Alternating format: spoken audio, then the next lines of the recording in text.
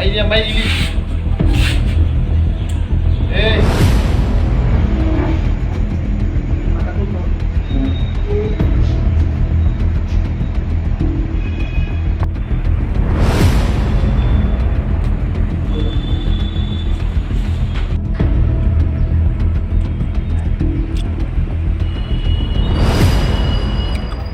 25/11/2022 ইংরেজি তারিখে ওই নয়াপাড়ার রাহুল বৈদ্য এক বাড়ি থেকে ওনার টুকটুক এবং টুকটুকের ব্যাটারি চুরি হয়।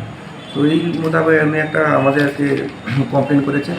তো এই কমপ্লেনের মোতাবেক আমরা বিভিন্ন সোর্স এবং তদন্ত করে আমরা মোট 5 জনকে অ্যারেস্ট করছি এই কেসে, এবং তাদের কাছ থেকে তাদের বয়ান মূলে বিভিন্ন জায়গা থেকে টোটাল 4টে টুকটুকের ব্যাটারি আমরা রিকভারি করেছি।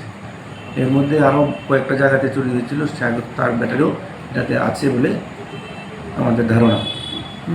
তো আমরা আরও চলছে এই ব্যাপারে, আরও রিকভারি চলছে। তো এইভাবে আমাদের কাজ জারি থাকবে।